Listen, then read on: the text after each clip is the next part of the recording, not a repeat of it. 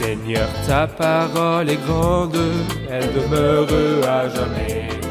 Ta parole est infaillible, rien ne peut la supprimer.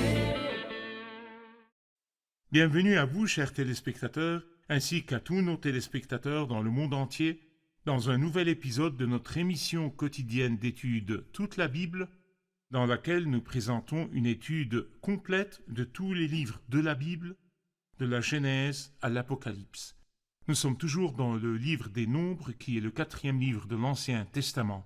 Nous sommes arrivés au chapitre 13 et 14 du livre des Nombres. Dans ce chapitre, le chapitre 13, et dans le chapitre 14, nous parlerons des espions qui sont allés explorer le pays, puis revenir vers Moïse avec des rapports et de l'effet de ces rapports sur le peuple, de la position du peuple, sur le rapport des espions. Dans l'épisode d'aujourd'hui, nous apprendrons sur la foi et l'incrédulité. Que fait la foi? Et comment l'incrédulité affecte-t-elle une grande partie du peuple, et même tout le peuple? Permettez-moi au début de l'épisode d'accueillir notre invité que nous sommes honorés d'avoir avec nous, le docteur Issam Ezzat. Bienvenue, docteur Issam. Bienvenue à vous, frère. Honoré de vous avoir. Que Dieu vous bénisse. Que Dieu vous bénisse. Bienvenue à nos invités aussi, soyez les bienvenus. Docteur Issam, tout d'abord, au chapitre 13, nous lirons sur les espions qui ont été envoyés. Peut-être que quand quelqu'un lira cette partie avec le début du livre du Deutéronome, il sera confus. C'est vrai. Est-ce le Seigneur qui a demandé que des espions soient envoyés, ou est-ce le peuple qui a eu l'idée d'envoyer des espions? Et le Seigneur était-il d'accord ou n'était-il pas d'accord? Il est clair par son mauvais résultat que c'est le peuple qui l'a voulu. C'est Oui. vrai. Selon Deutéronome 8, nous savons que le Seigneur connaît le pays et qu'il l'a déjà exploré. Oui. Et il leur a dit, c'est un pays où coule le lait et le miel. Deutéronome 8. Un pays où coule le lait et le miel et où telle et telle chose, le Seigneur connaissait les détails du pays. Et le Seigneur connaît aussi notre penchant pour la vision et notre insistance à marcher selon ce que nous voyons. À voir les choses de nos yeux. Ce que nous voyons de nos yeux et touchons de nos mains. Et parce qu'il le sait, le peuple a fait cette suggestion à Moïse et le Seigneur l'a approuvé. Et toujours quand le Seigneur approuve une suggestion dont le résultat pourrait être négatif, c'est souvent le résultat de l'insistance de l'homme. Et Dieu veut lui apprendre une leçon. Vous nous avez rappelé au dernier épisode le choix de Saül comme roi. C'était une demande du peuple. C'était une demande du peuple. Et le fameux verset que nous avons entendu, il leur a accordé ce qu'ils demandaient. Psaume 106. Psaume 106. Puis, il a a envoyé envoyé le le dépérissement dépérissement dans leur corps. Voilà le résultat. Parfait. Permettez-moi de lire quelques versets et de revenir vers vous avec une question. Chapitre 13. L'Éternel dit à Moïse, « Envoie des hommes explorer le pays de Canaan que je donne aux Israélites. Tu enverras un homme issu de chacune des tribus de leurs ancêtres. Ils seront choisis parmi leurs princes. » Moïse envoya ces hommes du désert de Paran d'après l'ordre de l'Éternel. Ils étaient tous chefs des Israélites. Voici leurs noms. Pour la tribu de Ruben, Shamua, fils de Zakur. Pour la tribu de Siméon, Shaphat, fils de Hori. Pour la tribu de Juda, Caleb, fils de Jéphuné. Pour la tribu d'Issachar, Jigal, fils de Joseph. Pour la tribu d'Éphraïm, Osée, fils de Nun. Pour la tribu de Benjamin, Palti, fils de Raphu. Pour la tribu de Zabulon, Gadiel, fils de Sodi. Pour la tribu de Joseph, la tribu de Manassé, Gadi, fils de Suzi. Pour la tribu de Dan, Amiel, fils de Gemali. Pour la tribu d'Azer, Sétur, fils de Michaël. Pour la tribu de Nephtali, Nashbi, fils de Vopsi. Pour la tribu de Gad, Gehuel, fils de Maki. Tels sont les noms des hommes que Moïse envoya pour explorer le pays. Moïse donna à Osée, fils de Nun, le nom de Josué. Moïse les envoya explorer le pays de Canaan. Il leur dit, « Montez ici, par le sud, montez sur la montagne et examinez le pays. Vous examinerez comment il est, quel est le peuple qui l'habite, s'il est fort ou faible, s'il est nombreux ou non.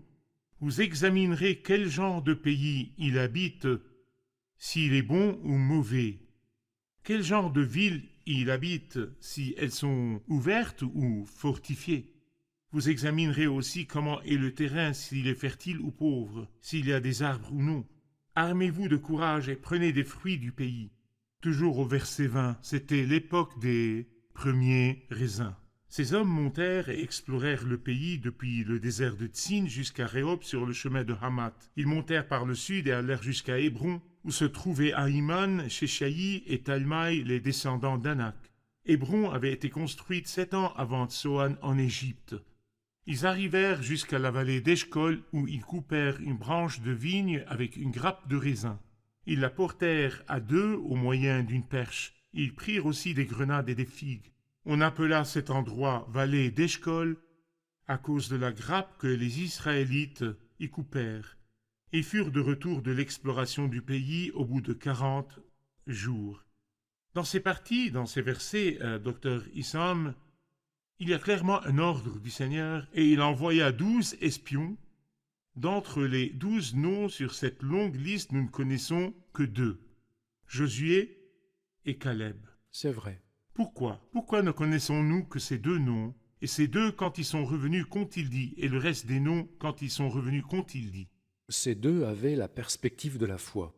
De fait, ceux qui ont la perspective de la foi, le Seigneur garde leur nom. C'est vrai. Leurs noms ont brillé de façon inhabituelle, que ce soit Caleb ou Josué. Mais les autres avaient la perspective de l'incrédulité. Quand nous sommes allés, nous avons vu. Oui. Les 2 ont dit « l'Éternel nous le donnera si l'Éternel nous est favorable ». Ils ont parlé du Seigneur. C'était Josué et Caleb. Les autres ont dit « nous avons vu, nous avons vu, nous avons vu, nous avons vu ». En fait, quand ils allaient, ce que Moïse leur a dit m'a impressionné. Oui. Allez voir. Il leur parlait des arbres et des fruits. Mais Dieu a dit « un pays où coule le lait et le miel ». Ça n'a pas besoin de confirmation. Mais il leur dit aussi des choses terrifiantes, même les choses dites. « Et examinez le pays et le peuple qu'il habite, s'il est fort ou faible, nombreux ou non. Le pays est bon ou mauvais, les villes sont ouvertes ou fortifiées. » L'idée, c'est que ce sont des choses, et si je le trouve fort, que dirais-je? Je serais terrifié, n'est-ce pas? La perspective de l'incrédulité était claire pour conclure que c'était leur idée. L'incrédulité était claire quand je terrifie les gens par la force des habitants. Fort ou faible, c'est Dieu qui me devance. Le pays est bon, mais le Seigneur a dit qu'il était bon. Parfait, je vous remercie. En fait, il n'y a pas... on ne voit pas le bras de Dieu dans le paysage. C'est vrai. S'il trouve que les villes sont fortifiées, le Seigneur s'occupera des fortifications. Et s'il trouve que le peuple est nombreux, Fort. le Seigneur s'occupera du peuple fort. Il s'occupera du peuple armé. Tant que le Seigneur a promis de les conduire et de les planter dans ce pays, il faut qu'il tienne ses promesses. C'est vrai. Nous prenons une pause, puis nous reviendrons pour une question.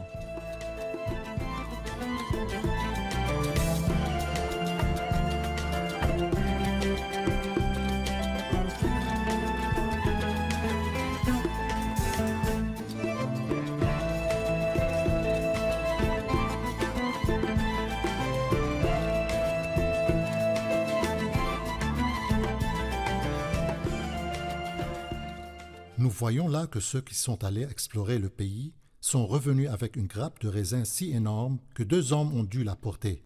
Pourquoi le Saint-Esprit a-t-il mentionné cet incident et que voulait-il dire par là? À vous, docteur. Ils sont allés puiser des informations. Les informations nécessaires. Ils voulaient s'informer sur la bonté du pays. C'est l'une de leurs suggestions. Ils ont choisi quelque chose d'inhabituel. En termes de signification, de type ou de taille.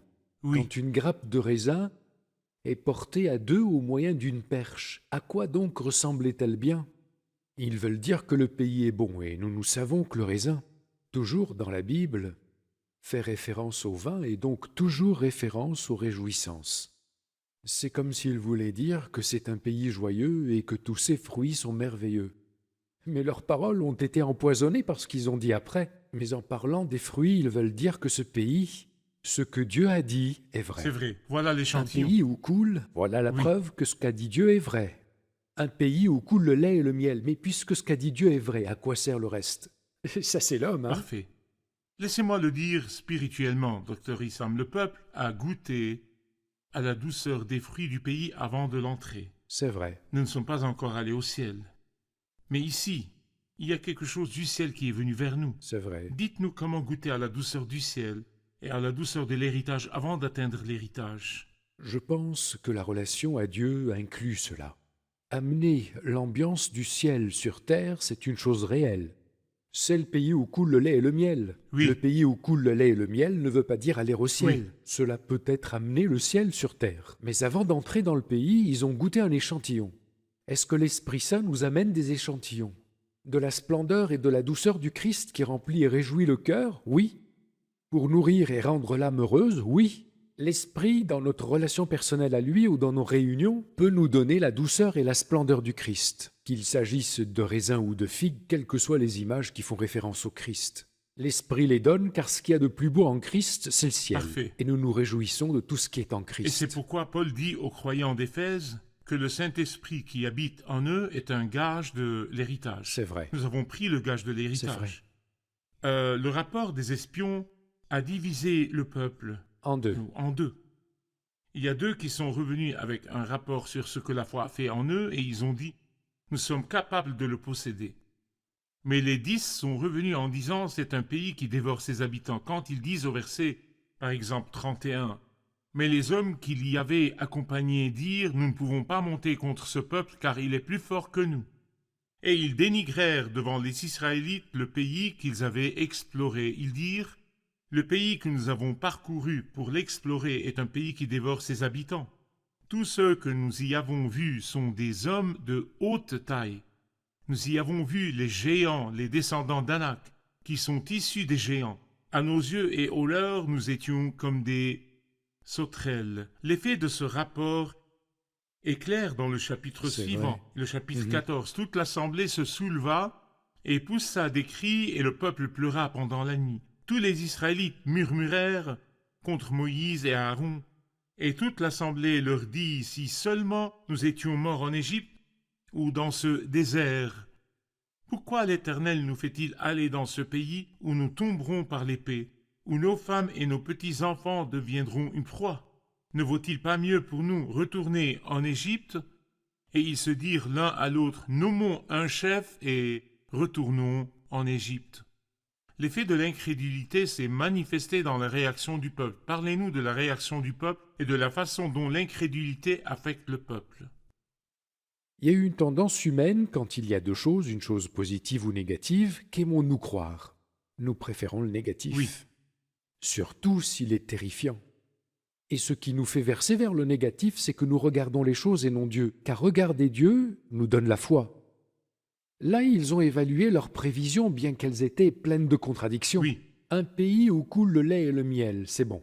Après cela, un pays qui dévore ses habitants, ce sont des paroles contradictoires, comme vous le voyez.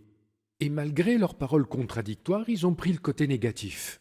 Le résultat, alors, fut que la plupart du peuple, non seulement s'est scindé en deux, non?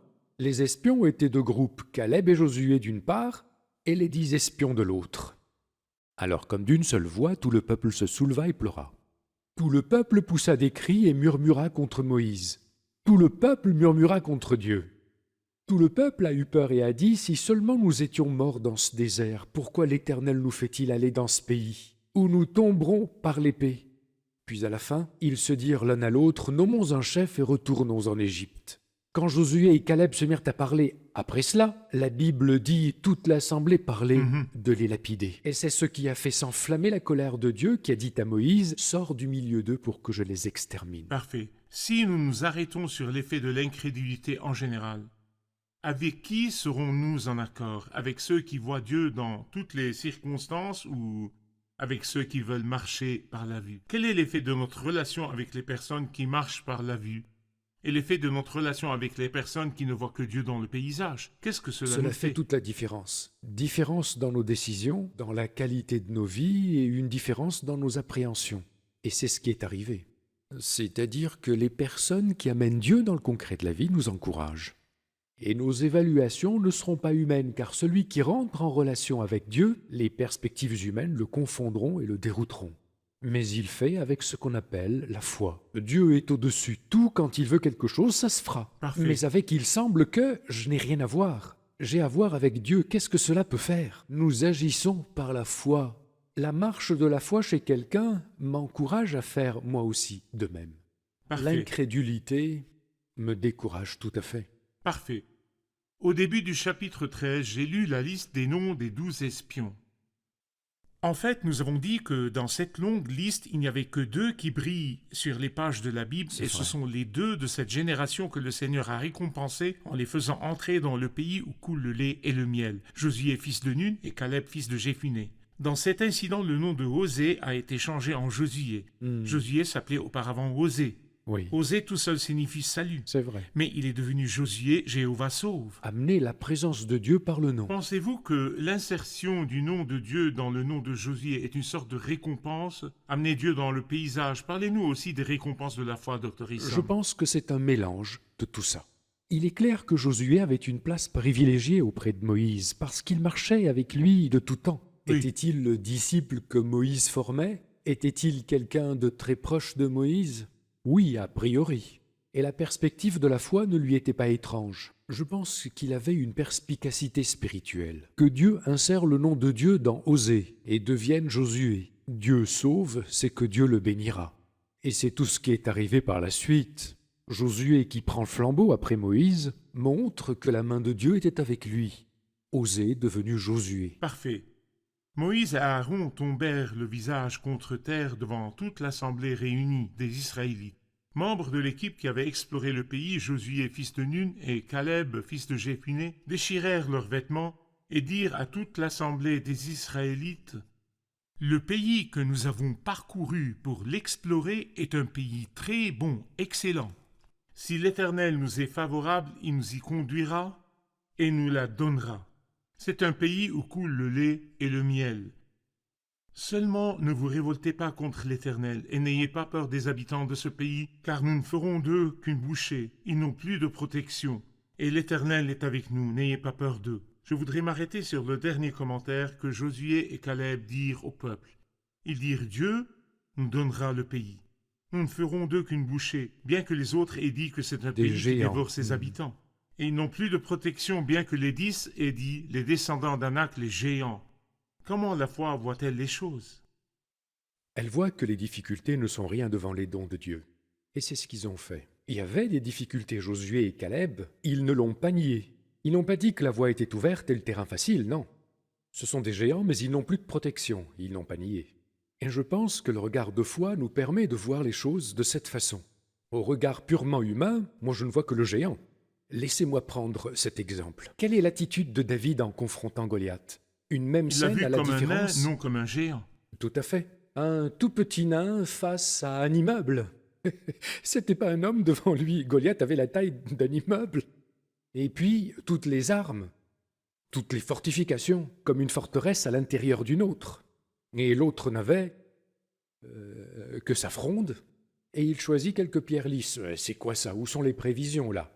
Et ça nous montre que la relation à Dieu doit exclure les comptabilités humaines. Ces gens-là ont vu autre chose. De façon inouïe, ceux-ci n'ont plus de protection. Parfait. Ils disparaîtront du Je paysage. vous remercie, nous prenons une pause, puis nous reviendrons pour une question.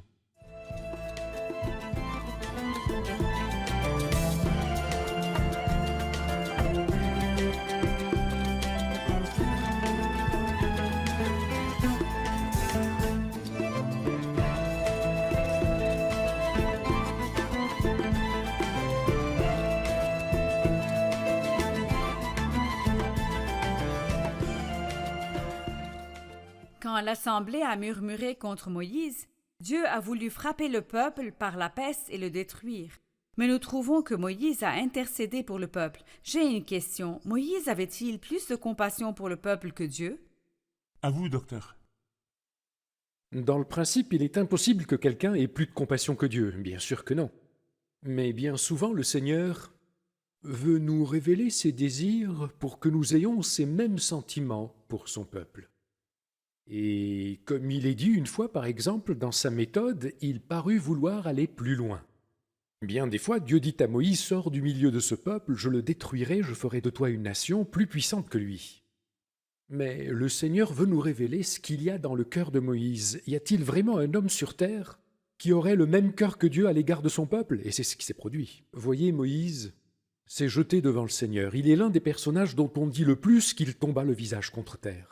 Et c'est ainsi qu'il a fait devant le Seigneur, et il s'est fortement cramponné à lui en lui disant: « Il ne s'agit pas que du peuple, il s'agit de toi avant eux. » C'est ainsi: qui chérit le peuple de Dieu chérit d'abord le Seigneur. Que penseront de toi les Égyptiens? Tu n'as pas pu les conduire au pays? Leurs échecs sont plus puissants que ta grâce? Tu n'as pas de patience?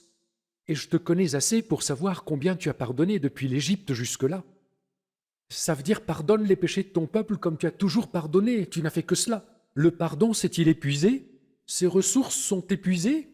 D'une part, il connaît le cœur de Dieu. Il se soucie de la gloire de Dieu.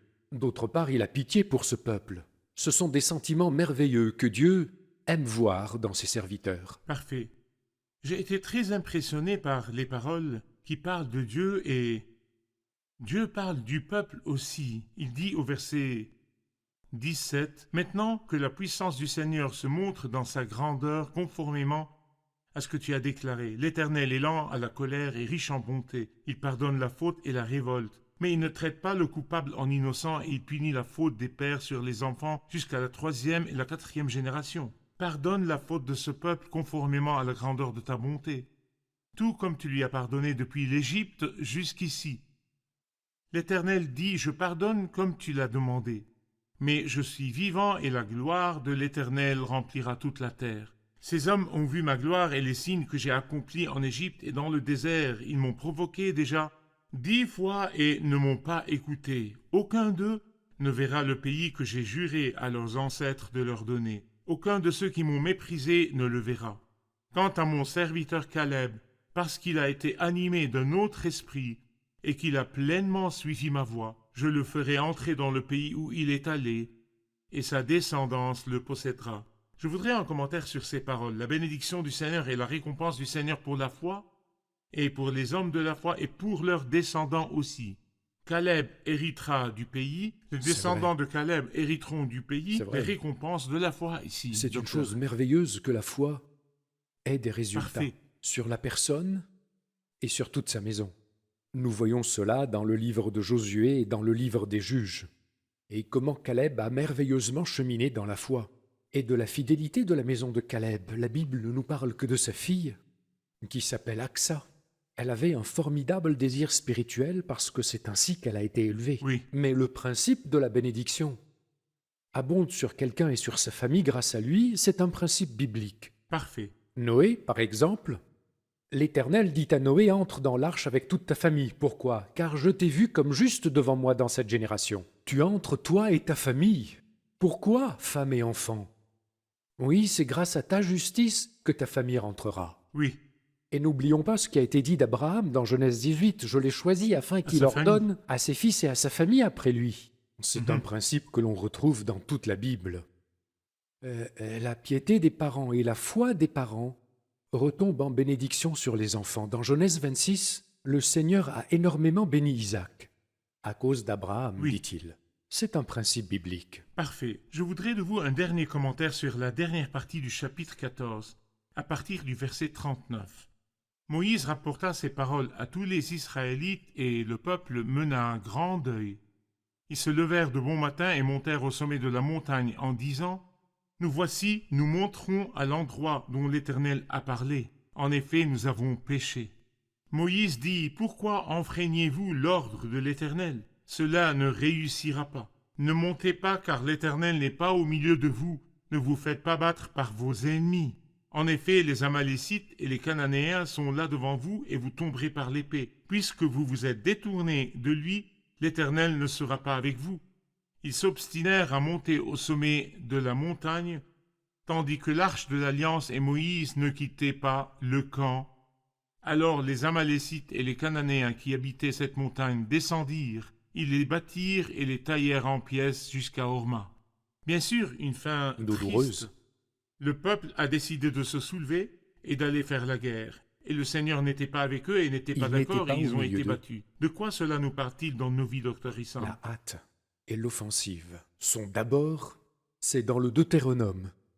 Moïse leur dit « Montez, prenez possession du pays ». Non, nous envoyons des espions pour nous rassurer. Parfait. Quand il le leur a demandé, ils ont dit non.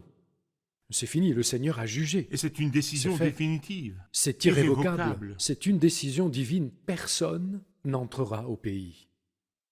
Et le peuple a pleuré, mais ce n'était pas des larmes de repentir. Les larmes, il y a différents genres. Au chapitre 14, au début, oui. Au chapitre 11, ils ont pleuré 2 fois. Les raisons des larmes sont nombreuses, ce n'était pas par repentance ou pour un retour au Seigneur, mais des larmes à cause des conséquences du péché, non à cause de sa laideur. Il y a une C'est grande vrai. différence. Parfait. Ils ont pleuré à cause des conséquences du péché, ils se sont hâtés. Pourtant Moïse leur a dit, le Seigneur n'est pas au milieu de vous. Ils n'ont pas voulu quand il leur a dit monter, ni quand il leur a dit de ne pas monter. C'est de l'obstination. Et c'était le douloureux résultat de Je Horeb. vous remercie, nous sommes arrivés à la fin de l'épisode, et ce qui leur est arrivé est une leçon pour nous, pour que nous apprenions la piété et faire confiance au Seigneur. Je vous remercie, Dr. Issam. Révisons l'épisode avec nos invités. Qu'avons-nous appris aujourd'hui?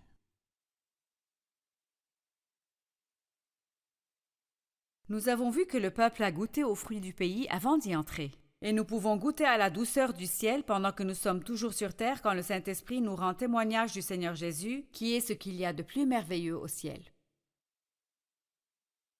Les hommes qui sont allés explorer le pays étaient de deux types. Un type avait la perspective de la foi et l'autre était incrédule.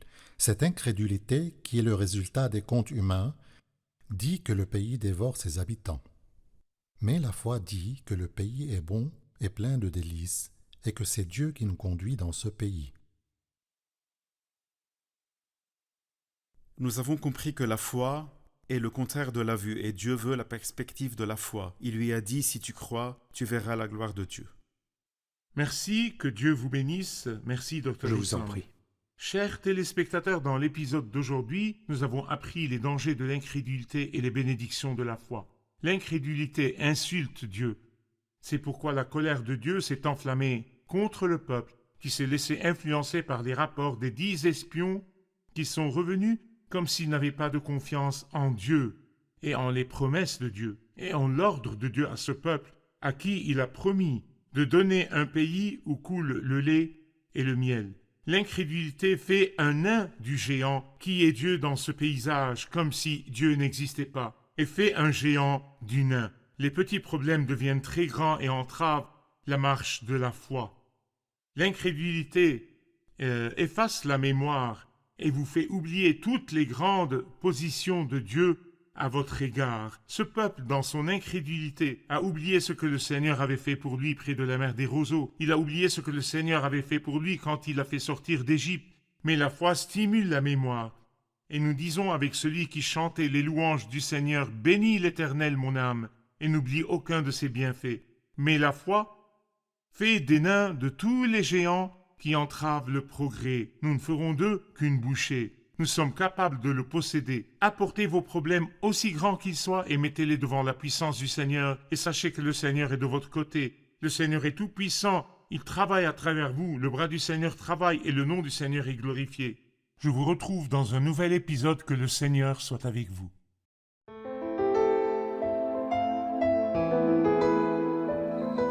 Seigneur, ta parole est grande, elle demeure à jamais. Ta parole est infaillible, rien ne peut la supprimer.